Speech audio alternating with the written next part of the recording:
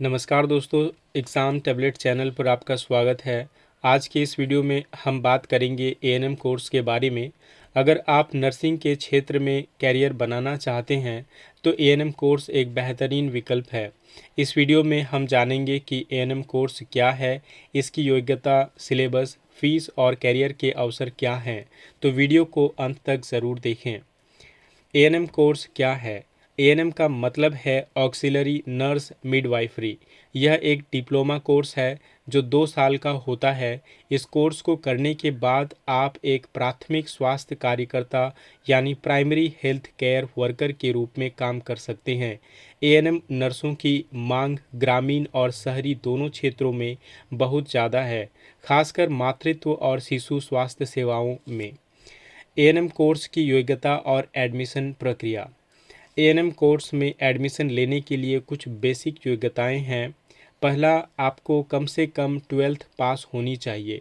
आप किसी भी स्ट्रीम से आपने 12th किया हो, चाहे आर्ट्स, साइंस या फिर कॉमर्स। सेकेंडली, कुछ राज्यों में क्या होते हैं कि 10th पास जो छात्राएं होती हैं उनको भी एडमिशन मिल जाता है, लेकिन अप्रोक्सीमेटली अभी के टाइम पे सारे के सारे जो स्टेट्स हैं इंडिया में, सभी में 12th पास होना ज़रूरी है अगर आप एएनएम कोर्स में एडमिशन लेना चाहते हैं तो। उम्र सीमा की बात करें तो आमतौर पर 17 से 35 वर्ष के बीच होती है उम्र सीमा, एज लिमिट। एडमिशन प्रक्रिया अलग अलग संस्थानों में अलग हो सकती है। कुछ जगहों पर मेरिट के आधार पर एडमिशन मिलता है तो कुछ जगहों पर एंट्रेंस एग्जामिनेशन होते हैं। एएनएम कोर्स का सिलेबस।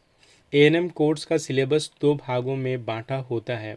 पहले साल में आपको community health nursing, health promotion, primary health care nursing, child health nursing के बारे में पढ़ाया जाता है और दूसरे साल में आपको मिडवाइफरी और हेल्थ सेंटर मैनेजमेंट के बारे में पढ़ाया जाता है। साथ ही आपको अस्पतालों और स्वास्थ्य केंद्रों में प्रैक्टिकल ट्रेनिंग भी दी जाती है। एएनएम कोर्स की फ़ीस। एएनएम कोर्स की फ़ीस संस्थानों के अनुसार अलग अलग होते हैं। सरकारी संस्थानों में फ़ीस लगभग 10,000 से लेकर 30,000 रुपये सालाना होती है। प्राइवेट संस्थानों की बात करें तो यहाँ पे आपको एनुअली यानी वार्षिक आपको 30,000 रुपये से 1 लाख रुपये तक सालाना खर्च हो सकते हैं। इसके अलावा यूनिफॉर्म, किताबें और परीक्षा शुल्क अलग से खर्च आता है। कैरियर के अवसर और सैलरी की बात करें तो एएनएम का कोर्स पूरा करने के बाद आपके पास कई कैरियर ऑप्शंस होते हैं। पहला तो आप सरकारी अस्पताल और स्वास्थ्य केंद्रों में जॉब पा सकते हैं।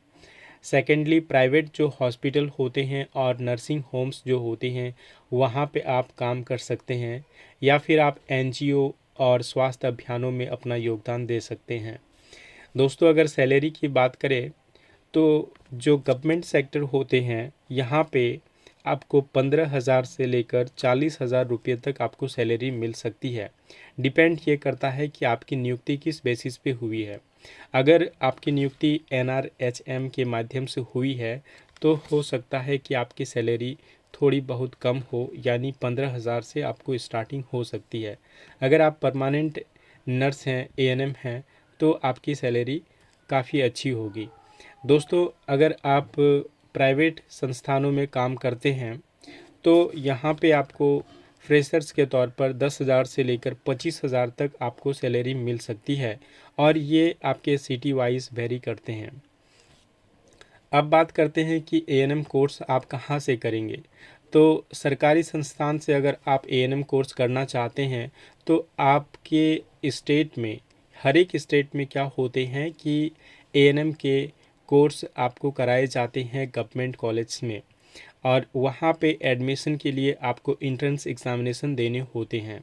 तो जो स्टेट के नर्सिंग एंट्रेंस एग्ज़ामिनेशन होते हैं उसको पास कर आप सरकारी संस्थानों में एडमिशन पा सकते हैं।